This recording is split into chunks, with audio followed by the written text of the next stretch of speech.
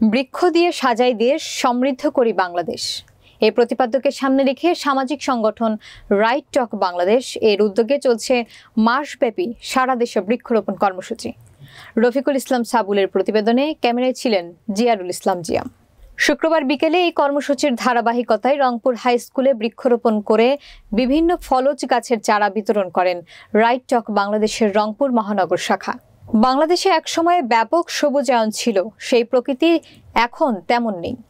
গাছ কেটে নানা ধরনের স্থাপনা, ভবন, বাড়িঘর নির্মাণ করা হচ্ছে। ভবিষ্যতে এভাবে গাছ কাটতে থাকলে পরিবেশের ভারসাম্য রক্ষা করা যাবে না। একটি গাছ কাটার আগে 3টা গাছ লাগাতে হবে। রংপুর মহানগর পরিচ্ছন্ন রাখতে হবে, মানুষকে প্রচারের মাধ্যমে সচেতন করে তুলতে হবে।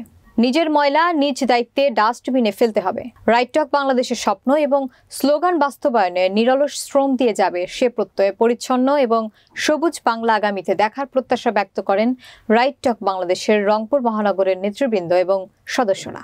অনেক আবর্জনা রংপুর শহরের বিভিন্ন এলাকায়, বিভিন্ন মহল্লায়, আপনার শহরের ভিতরে যে যানজটের যে অবস্থা, তারপরে ময়লা নিষ্কাশনের কোনো ব্যবস্থা নেই। এই জায়গাগুলোর মধ্যে আমরা অনেক কাজকর্ম করব। আমাদের কর্মসূচি সামনের দিকে আসতেছে। গণপ্রজাতন্ত্রী বাংলাদেশ সরকার ঘোষিত বৃক্ষরোপণ অভিযানের সাথে সঙ্গতি রেখে রাইট টক বাংলাদেশ রংপুর মহানগর শাখার উদ্যোগে আজকের এই বৃক্ষরোপণ কর্মসূচির আয়োজন করা হয়েছে। প্রিয় দেশবাসী, ভাই ও বোনেরা, আসুন সবাই মিলে প্রত্যেকে বেশি বেশি করে গাছ লাগাই, দেশ ও পরিবেশ বাঁচাই।